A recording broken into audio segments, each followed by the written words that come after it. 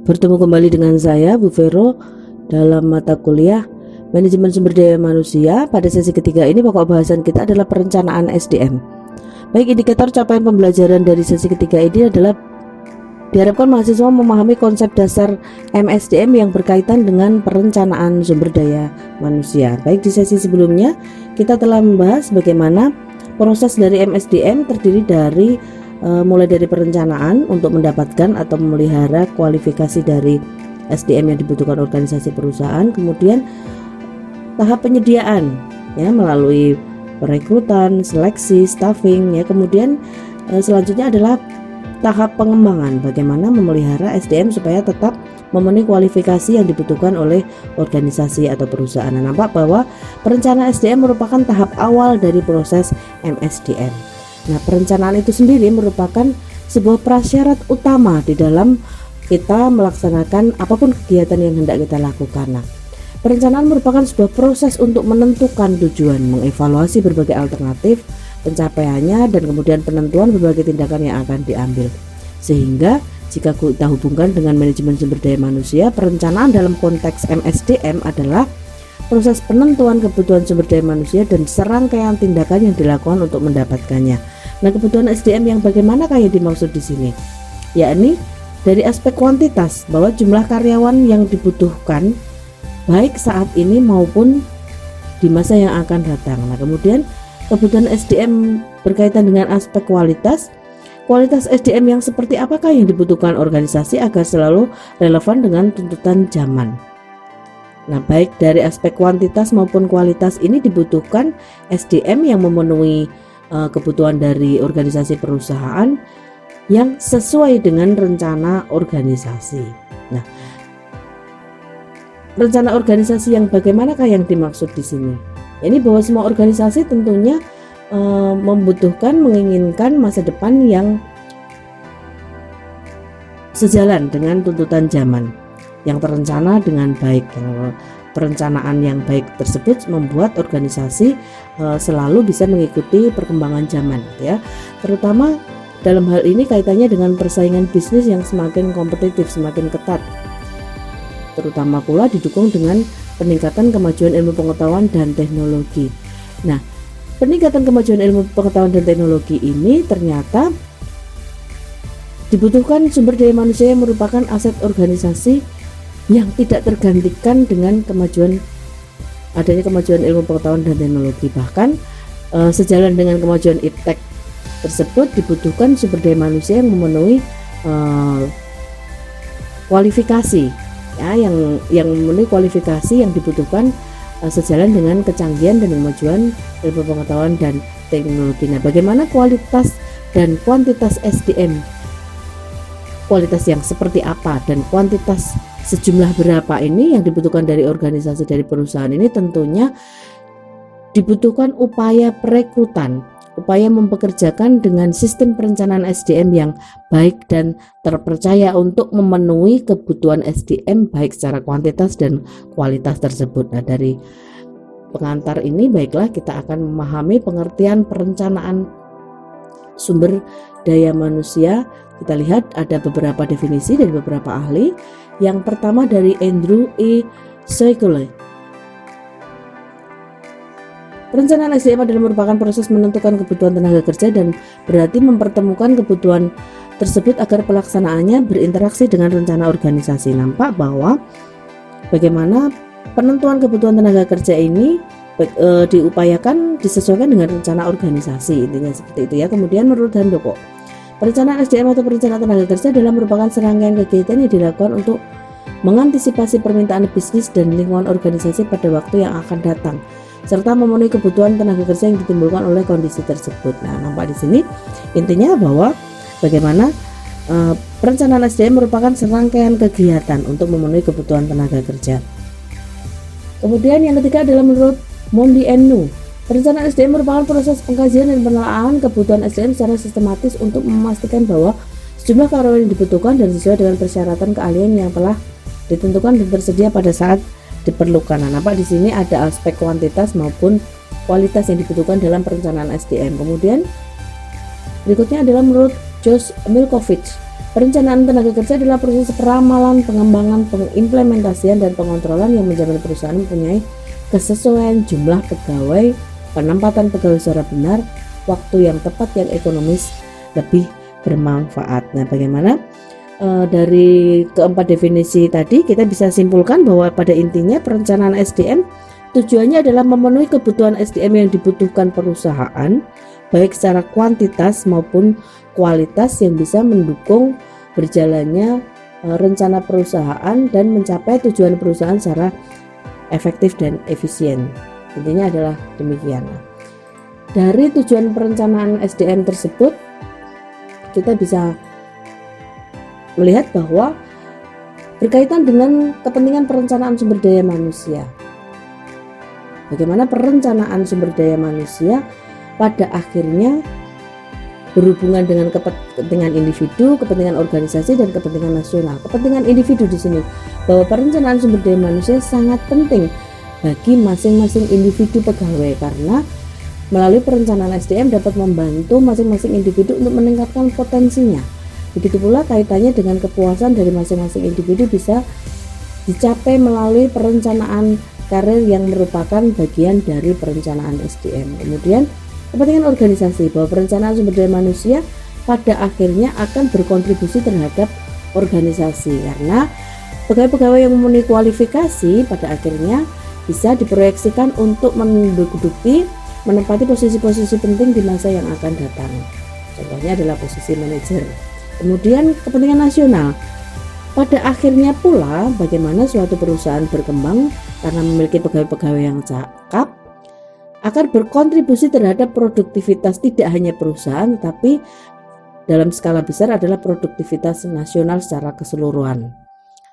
Nah, bagaimana selain itu adalah bahwa tenaga-tenaga ahli yang cakap tadi dari perusahaan tadi pada akhirnya diharapkan bisa membantu program pemerintah sebagai tenaga ahli.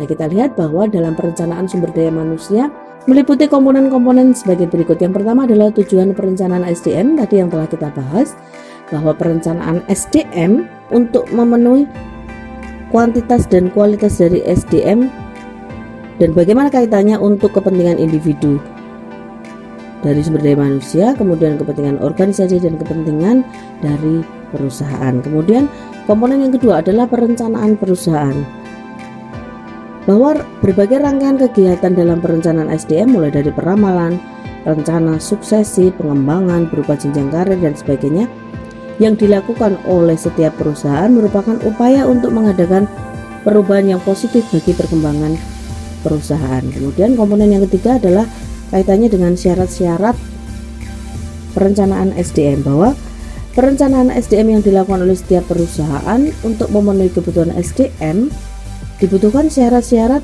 atau kualifikasi tertentu sesuai dengan rencana dari perusahaan masing-masing. Baik, demikian tadi adalah komponen-komponen dari perencanaan sumber daya manusia. Nah, bagaimanakah suatu perusahaan dalam merencanakan sumber daya manusia? Bagaimanakah sistemnya?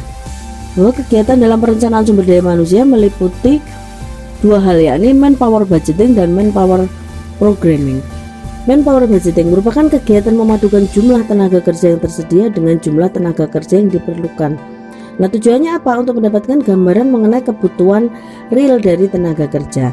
Nah, penyusunan anggaran tenaga kerja ini disebut pula dengan penyusunan formasi yang meliputi dasar penyusunan format, kemudian sistem penyusunan formasi, analisis kebutuhan tenaga kerja, dan anggaran belanja pegawai. Nah, dasar penyusunan formal meliputi hal-hal yang didasarkan pada jenis pekerjaan, sifat pekerjaan, kemudian perkiraan beban pekerjaan dari organisasi perusahaan itu sebesar apa. Nah, kira-kira dengan beban pekerjaan yang ada, kapasitas pegawainya berapa, setiap jenjangnya jumlah jabatan yang dibutuhkan berapa. Nah, ini adalah dasar penyusunan formal. Nah, setelahnya adalah sistem penyusunan formasinya. Menggunakan sistem yang bagaimana? Apakah setiap unit, setiap departemen, setiap bidang dibutuhkan jumlah dan kualitas yang sama, atau disesuaikan dengan beban kerja dari masing-masing unit atau departemen. Kemudian setelahnya adalah analisis kebutuhan tenaga kerja. Kira-kira di setiap unit organisasi dibutuhkan pegawai dengan tugas dan wewenang yang seperti apa. Kemudian ya, Selanjutnya adalah anggaran belanja. Nah, anggaran belanja ini disusun sesuai dengan kemampuan perusahaan. Kaitannya dengan operasional perusahaan yang akan dijalankan, dibutuhkan anggaran belanja dengan skala prioritas yang mementingkan bagian yang mana dulu, gitu ya, departemen yang mana dulu yang dibutuhkan untuk prioritas tertentu, untuk lebih diprioritaskan dari anggaran yang disusun dari suatu perusahaan. Nah, ini adalah kesemuanya ini adalah manpower budgeting. Nah, bagaimana dengan manpower programming atau penyusunan program tenaga kerja? Merupakan kegiatan untuk mengisi formasi yang meliputi program pengadaan tenaga kerja, promosi jabatannya, kemudian bagaimana pelatihan dan pengembangan pegawai, bagaimana pengembangan karir yang diberlakukan, yang diberikan untuk para pegawainya, termasuk di dalamnya adalah bagaimana program pemeliharaan pegawai dan program pemberhentian pegawai. Nah, selanjutnya dengan sistem perencanaan SDM tersebut, nah kira-kira bagaimana model perencanaan sumber daya manusia yang bisa dilakukan? Ada beberapa model perencanaan yang akan kita bahas ya. Yang pertama adalah model perencanaan SDM menurut Andrew E. Siculo ya. Kita lihat di sini adalah bagaimana Andrew ini melibatkan 5 komponen, yakni human resource objective atau tujuan perencanaan, kemudian organization planning atau rencana organisasi, kemudian human resource auditing atau auditing sumber daya manusia, kemudian human resource forecasting peramalan sumber daya manusia, dan human resource action program pelaksanaan sumber daya manusia. Nah, bagaimana kelima-limanya ini dibutuhkan dalam perencanaan SDM. Yang pertama, tujuan perencanaan. Ini adalah bagian dari unsur-unsur yang mendukung strategi organisasi dari sisi pengelolaan sumber daya manusia supaya diperoleh strategi yang selaras dengan strategi organisasi. Kemudian yang kedua, rencana organisasi. Organisasi harus memiliki rencana atau program kerja yang akan dijalankan. Nah, dalam menjalankan program ini perlu dibutuhkan sumber daya manusia yang sesuai dengan rencana dari organisasi. Kemudian yang ketiga adalah audit sumber daya manusia.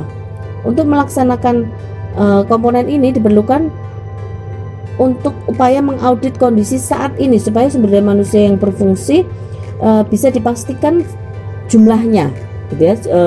Dibutuhkan baik itu jumlah maupun apakah mencukupi sesuai kebutuhan ataukah juga mencukupi pula kompetensi kemampuan dari suatu pekerjaan. Nah, ini perlu diaudit untuk apa? Untuk bisa dievaluasi kebutuhan di masa mendatang. Kemudian peramalan sumber daya manusia untuk mengetahui kebutuhan sumber daya manusia di masa yang akan datang, sehingga diperoleh gambaran sumber daya manusia yang dibutuhkan kira-kira 1 tahun ke depan itu bagaimana, kemudian 5 tahun ke depan bagaimana.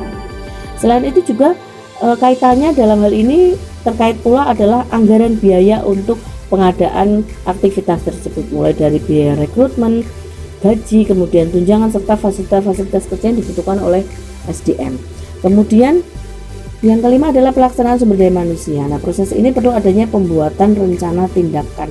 Rencana tindakan ini berisi perencanaan program yang bersifat siap dijalankan berupa rencana perekrutan, mutasi, diklat dan sebagainya, dan kesemuanya ini kembali lagi berkaitan dengan penganggaran.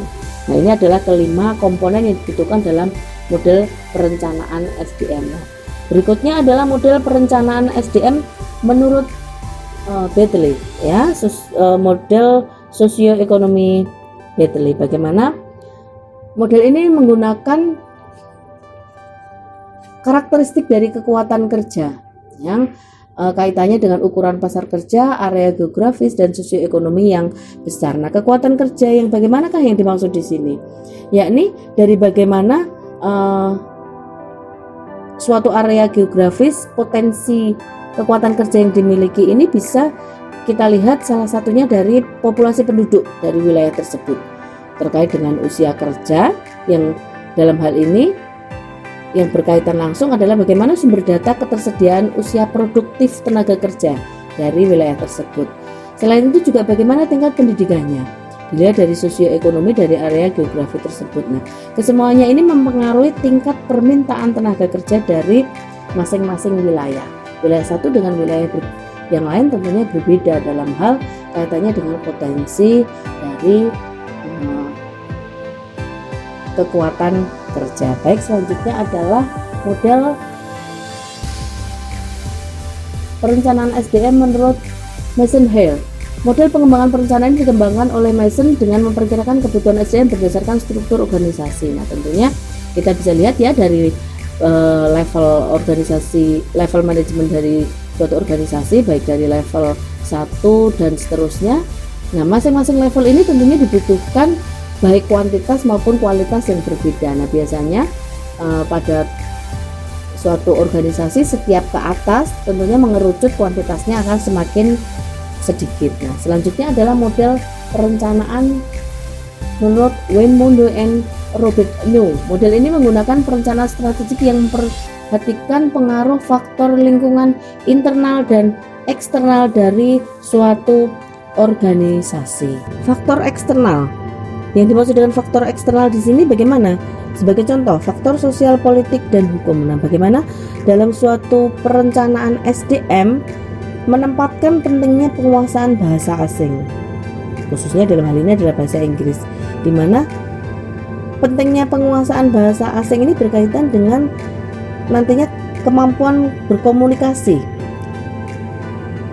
baik dalam lingkungan internal organisasi maupun bagaimana organisasi berhubungan dengan organisasi yang lain. Kemudian selain faktor sosial, politik, ekonomi yang merupakan faktor eksternal dalam yang dibutuhkan dalam perencanaan SDM adalah faktor teknologi.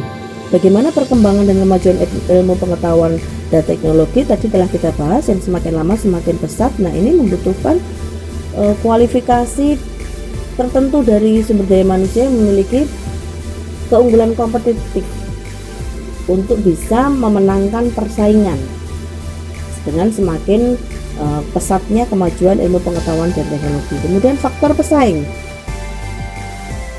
Bagaimana tantangan yang semakin lama semakin berat ini dibutuhkan pula kualitas sumber daya manusia yang sejalan dengan berbagai tantangan yang ada yang dihadirkan oleh para pesaing. Nah, ini merupakan faktor eksternal. Nah, bagaimana dengan faktor internal? Yakni kaitannya bahwa bagaimana karyawan yang dimiliki, seluruh karyawan dimiliki dari suatu perusahaan ini bisa terbuka kemungkinan untuk diadakannya penugasan, kemudian pendidikan, pelatihan, pengembangan yang pada akhirnya berpotensi untuk mengisi posisi-posisi strategis untuk pekerjaan-pekerjaan di masa yang akan datang. Ini adalah bagaimana faktor eksternal dan internal berpengaruh dalam model perencanaan sumber daya manusia. Nah, selanjutnya dari bahasan yang telah kita lalui dari awal tadi, kita bisa menyimpulkan bahwa intinya manfaat dari perencanaan sumber daya manusia, perusahaan dapat memanfaatkan sumber daya manusia yang ada, yang dimiliki, kemudian dari sumber daya manusia yang dimiliki ini bisa untuk meningkatkan efektivitas kerja dari organisasi perusahaan sehingga bisa untuk meningkatkan produktivitas. Nah, bagaimana kualitas dan kuantitas SDM yang dimiliki ini bisa memenuhi apa yang dibutuhkan oleh organisasi perusahaan melalui apa perencanaan SDM yang ditetapkan dengan jelas. Kemudian penentuan kebutuhan tenaga kerja pada masa depan. Contohnya, dalam perencanaan SDM suatu organisasi harus mempertimbangkan alokasi orang-orang yang pada tugasnya masing-masing tidak hanya untuk jangka pendek 1 bulan, 6 bulan ke depan, tapi sekaligus untuk jangka panjang. Nah, kemudian bisa untuk 1 tahun misalnya ya. Nah, alokasi ini tentunya membutuhkan pengetahuan untuk dapat meramal kemungkinan apa yang akan terjadi di masa mendatang, di 6 bulan, 1 tahun mendatang, 5 tahun mendatang. Ya, misalnya seperti perluasan, pengembangan, atau bahkan sebaliknya pengurangan pengoperasian mesin ya, misalnya digantikan dengan tenaga-tenaga mesin yang sudah otomatis sehingga mengurangi peran dari manual manusia ya. Nah, kemudian penanganan informasi dan penelitian adalah manfaat selanjutnya. Nah, bagaimana data informasi dari SDM ini dibutuhkan evaluasi untuk menganalisa ya, sebagai bahan penelitian untuk dievaluasi, kira-kira apakah masih sesuai dengan kualifikasi yang dibutuhkan oleh organisasi perusahaan atau tidak ya. Kemudian selanjutnya, bahwa kesemuanya ini bisa untuk dijadikan sebagai dasar penyusunan program kerja. Terkait juga adalah bagaimana penyusunan program pengembangan SDM dan kepentingan perencanaan SDM. Bahwa perencanaan SDM yang dilakukan berkaitan dengan penyusunan anggaran dari perusahaan, kira-kira mulai dari perekrutan, kemudian untuk memenuhi kualifikasi SDM hingga ke masa mendatang dibutuhkan rencana pengembangan sebesar apa, kemudian pendidikan pelatihannya, jenjang karirnya dan sebagainya.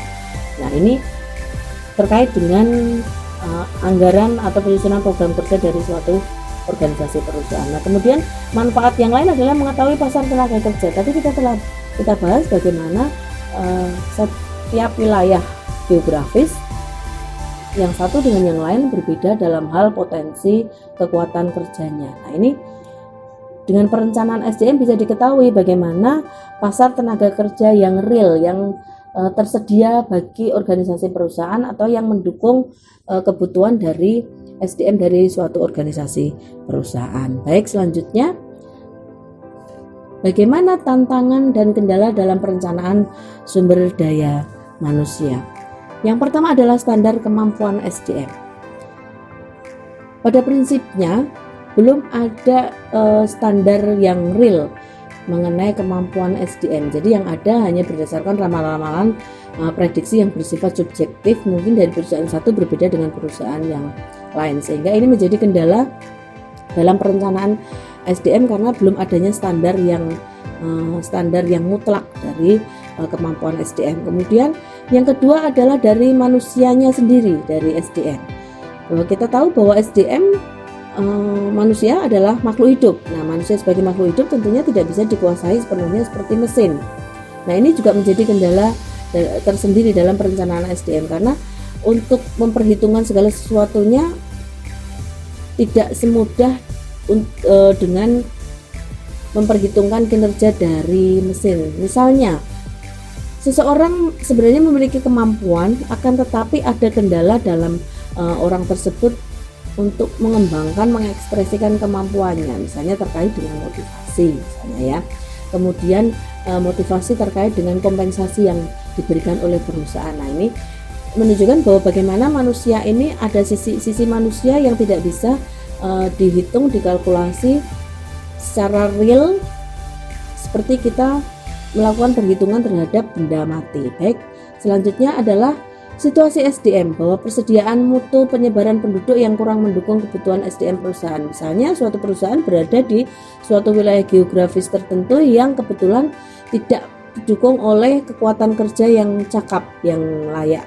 Sedangkan ada aturan dari wilayah setempat, misalnya suatu perusahaan dituntut untuk mempekerjakan putra daerah di sekitarnya. Nah, ini merupakan kendala dalam perencanaan SDM ya. Nah, yang terakhir adalah kebijaksanaan perburuan pemerintah. Bagaimana kebijaksanaan yang terkait dengan perburuan oleh pemerintah, seperti contohnya kompensasi, kemudian peraturan mengenai jenis kelamin, mengenai arus warga negara asing yang semakin meningkat ya, semakin pesat di zaman sekarang ini. Nah, dan kendala-kendala lain dalam perencanaan SDM ini membutuhkan perencanaan yang baik dan tepat ya, bisa menjadi kendala tersendiri bagi pelaksanaan perencanaan SDM. Baik, demikian tadi tantangan dan kendala dalam perencanaan SDM menutup materi dari sesi 3 perencanaan SDM. Terima kasih atas perhatiannya. Kita bertemu kembali di sesi selanjutnya dengan pokok bahasan analisis jabatan.